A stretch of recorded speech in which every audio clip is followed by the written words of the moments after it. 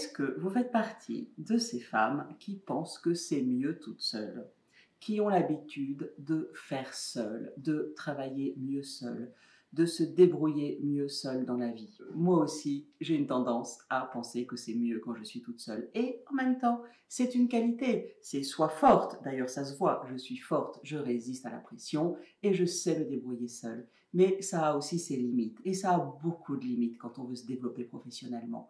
Parce que quand on est seul, eh bien, on est seul. Et être seul, eh bien, ça nous coupe du lien, de la chaleur du partage et de tous les bénéfices de la coopération.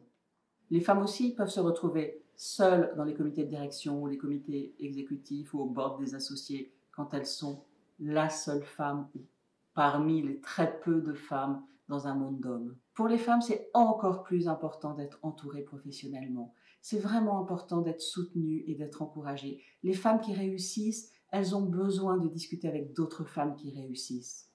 Beaucoup de femmes qui savent faire avec « je suis seule », qui pensent que c'est mieux quand elles sont toutes seules, se retrouvent facilement leaders.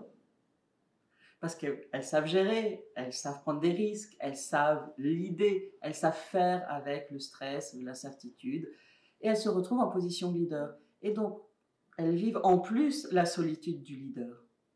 C'est pas facile de pouvoir tout partager à ses équipes, c'est pas facile de vivre le stress de votre supérieur ou le stress de vos clients quand vous êtes consultante ou profession libérale ou entrepreneuse. Être seule, savoir faire seul, c'est une énorme qualité et en même temps, ça a beaucoup de limites. Et c'est vraiment ce que moi je vis et ce que je vous encourage à vivre, c'est de faire partie de communautés bienveillantes, c'est de vous faire aider, c'est d'avoir du soutien et des encouragements parce que vous allez voir que c'est super de faire seul et c'est aussi encore mieux d'être ensemble pour avancer. Ce qui motive le plus les femmes leaders dans leur carrière, c'est justement de sortir de la solitude, d'être entourée, de partager, de faire partie d'un réseau d'autres femmes qui réussissent. Et c'est ce qui va le plus vous aider à vous développer professionnellement. Donc si vous êtes une femme leader, si vous savez faire seule, mais que vous en avez marre et que vous avez envie de tester autre chose, eh bien vous pouvez poser votre candidature pour le programme Woman Impact.